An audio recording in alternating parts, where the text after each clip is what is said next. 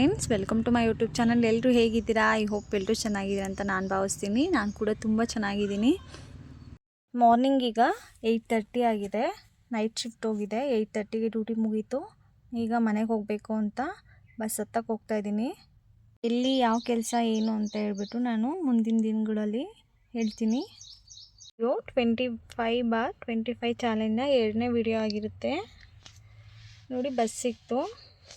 ಊರಿಗೆ ಹೋಗ್ತಾಯಿದ್ದೀನಿ. ಹಾಗೆ ಬಸ್ ಸಿಕ್ಬಿಟ್ರೆ ನಮ್ಮೂರಿಂದ ನಾನು ಕೆಲಸಕ್ಕೆ ಹೋಗೋ ಜಾಗ 20 ಮಿನಿಟ್ಸ್ ಅಷ್ಟೇ ಆಗುತ್ತೆ.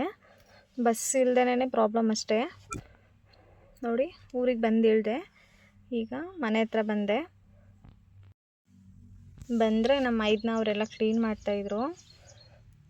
ತುಂಬ ಸೊಳ್ಳೆ ಎಲ್ಲ ಬರ್ತಾಯಿತ್ತು. ಸಿಕ್ಕಾಪಟ್ಟೆ ಗಿಡ ಎಲ್ಲ ಬೆಡ್ಕೊಂಡ್ಬಿಟ್ಟಿತ್ತು. ಜಸ್ಟ್ ಅದು ಹುಲ್ಲಷ್ಟೇನೆ. ಹುಲ್ಲಾದ್ರೂ ಅಷ್ಟು ಸೊಳ್ಳೆ ಇರುತ್ತೆ ಮನೆ ಒಳಗಡೆ. ಹಂಗಾಗೆಲ್ಲ ಸ್ವಲ್ಪ ಕ್ಲೀನ್ ಮಾಡ್ಕೊಳ್ಳೋಣ ಅಂತ ಅಂದ್ಬಿಟ್ಟು ಕ್ಲೀನ್ ಮಾಡ್ತಾಯಿದ್ದೀವಿ.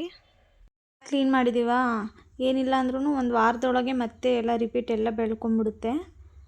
ಹಾಗಾಗಿ ನೋಡೋಣ, ಇದು ಕಳೆನಾಶಕ ಔಷಧಿ ಬರುತ್ತಲ್ಲ, ಅದು ನೋಡೋಣ ಅಂದ್ಕೊಂಡಿದ್ದೀವಿ ಈ ಸಲ. ನೋಡೋಣ ಎಷ್ಟು ದಿನ ಹೆಂಗಿರುತ್ತೆ ಅಂತ. ಇಲ್ಲಿ 2 ಗುಂಡು ಬದನೆಕಾಯಿ ಇದೆ, ನೋಡ್ಬೋದು. ಮೊದಲೊಂದು ಗಿಡ ಹಾಕಿದ್ವಿ ಫ್ರೆಂಡ್ಸ್. ಹೆಂಗಂದರೆ ಎಷ್ಟಿಷ್ಟು ದಪ್ಪ ಬಿಡೋದು ಗೊತ್ತಾ ಬದನೆಕಾಯಿ, ಸಿಕ್ಕಾಪಟ್ಟೆ ದಪ್ಪ ಇರೋದು.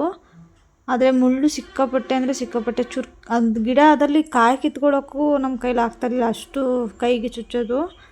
ನೋಡ್ತಾ ಇರ್ಬೋದು, ಇಲ್ಲಿ ಕರ್ಬೇವಿನ ಸೊಪ್ಪಿನ ಗಿಡ ಇದೆ ನೋಡಿ, ದಾಸವಾಳದ ಹೂವು. ಇಲ್ಲೊಂದು ಮಲ್ಲಿಗೆ ಗಿಡ ತೋರಿಸ್ತೀನಿ. ಇದು ಹಾಕಿ 1.5 ವರ್ಷ 2 ವರ್ಷ ಆಗಿರ್ಬೋದು. ಆದರೆ ಈ ವರ್ಷವೇ ಹೂವು ಜಾಸ್ತಿ ಬಿಟ್ಟಿತ್ತು. ಅದರಲ್ಲೂ ಈಗ ಒಂದು 5-6 ಹೂವು ಬಿಟ್ಟಿತ್ತು. ತೋರಿಸ್ತಾ ಇದ್ದೀನಿ ನೋಡಿ.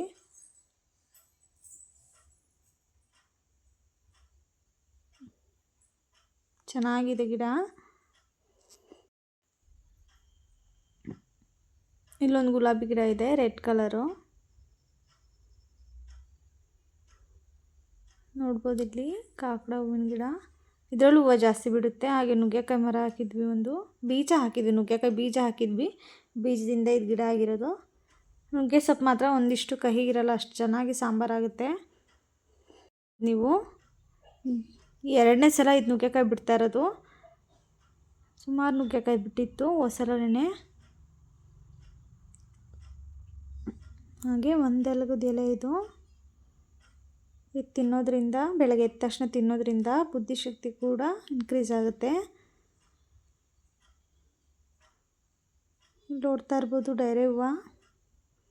ಡೈರೆ ಹೂವು ನೋಡಿ ಎಷ್ಟು ಚೆನ್ನಾಗಿದೆ. ಹಬ್ಬಕ್ಕೆ ಕರೆಕ್ಟ್ ಟೈಮ್ಗೆ ಅರಳಿದೆ.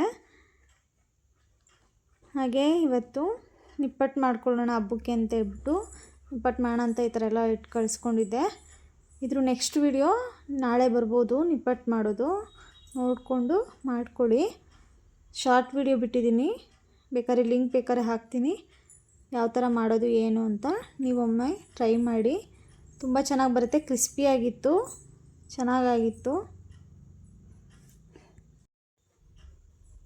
ಎಣ್ಣೆನೂ ಅಷ್ಟೇ ನೋಡಿ, ಜಾಸ್ತಿ ಹಿಡಿಯೋದಿಲ್ಲ. ಚೆನ್ನಾಗಾಗಿತ್ತು. ಟೇಸ್ಟ್ ಕೂಡ ಅಷ್ಟೇ ಸೂಪರಾಗಿತ್ತು. ನೋಡ್ತಾ ಇರ್ಬೋದು ನೀವು. ನೋಡಿ ಈಗ ಫೈನಲಾಗಿ ಯಾವ ಥರ ರೆಡಿಯಾಗಿದೆ ಅಂತ. ತುಂಬಾ ಕ್ರಿಸ್ಪಿಯಾಗಿದೆ, ಚೆನ್ನಾಗಿ ಬಂದಿತ್ತು.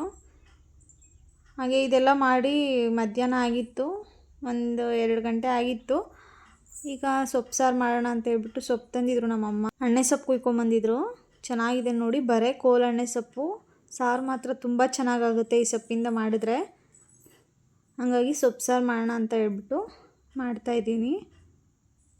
ಸೊಪ್ಪು ಸಾರು ಮಾಡಿ ಮುದ್ದೆ ಮಾಡ್ತೀನಿ ಮಧ್ಯಾಹ್ನ ಊಟಕ್ಕೆ. ನೋಡ್ತಾ ಇರ್ಬೋದು. ನಾನು ಡೀಟೇಲಾಗಿ ವಿಡಿಯೋ ತೋರ್ಸೋಕ್ಕಾಗಿಲ್ಲ. ಮಾಡಿಕೊಂಡು ಸ್ವಲ್ಪ ಹೊತ್ತು ಮಲಗೋಣ ಅಂತ ಮಲಗಿಬಿಟ್ಟೆ. ನಾನು 4:15ಗೆ ಎದ್ದೆ. ನೋಡಿದ್ರೆ ಈ ಥರ ಮೋಡ ಕವಿಚ್ಕೊಂಬಿಟ್ಟಿದೆ. ಮಳೆ ನೋಡಿ ಹೆಂಗೆ ಬರ್ತಾಯಿದೆ, ಸಿಕ್ಕಾಪಟ್ಟೆ ಮಳೆ ಬರ್ತಾಯಿತ್ತು. ಡ್ಯೂಟಿಗೆ ಬೇರೆ ಹೋಗಬೇಕು ನಾನು. 7:30 ಮನೆ ಬಿಡ್ತೀನಿ. ಎರಡೂ ಬ್ಯಾಲೆನ್ಸ್ ಮಾಡಿಕೊಂಡು ಡೀಟೇಲಾಗಿ ವಿಡಿಯೋ ಮಾಡೋಕ್ಕೆ ಸ್ವಲ್ಪ ಕಷ್ಟ ಆಗುತ್ತೆ. ಬಟ್ ಪರವಾಗಿಲ್ಲ, ಮುಂದಿನ ದಿನಗಳಲ್ಲಿ ಆದಷ್ಟು ಬೇಗ ಈ ವಿಡಿಯೋಗಳ್ನ ಮಾಡ್ತೀನಿ. ನಿಜವಾಗ್ಲೂ ಖುಷಿ ಆಗುತ್ತೆ. ತುಂಬ ಜನ ಸಬ್ಸ್ಕ್ರೈಬ್ ಆಗ್ತಾ ಇದ್ದೀರಾ, ಎಲ್ರಿಗೂ ಧನ್ಯವಾದಗಳು. ಯಾರೇ ಸಬ್ಸ್ಕ್ರೈಬ್ ಆಗ್ತಾ ಇದ್ದೀರಾ, ಇನ್ನೂ ಯಾರೆಲ್ಲ ಆಗದೆ ನಾನು ವೀಡಿಯೋ ನೋಡ್ತಾ ಇದ್ದೀರಾ ದಯವಿಟ್ಟು ಸಬ್ಸ್ಕ್ರೈಬ್ ಮಾಡಿಕೊಡಿ. ಇಷ್ಟ ಆಗಿದ್ರೆ ಲೈಕ್ ಮಾಡಿ, ಶೇರ್ ಮಾಡಿ, ಕಮೆಂಟ್ ಮಾಡಿ. ಮುಂದಿನ ಒಂದು ಹೊಸ ವಿಡಿಯೋ ಜೊತೆ ನಾನು ನಿಮ್ಮ ಮುಂದೆ ಬರ್ತೀನಿ. Thank you for watching. Bye.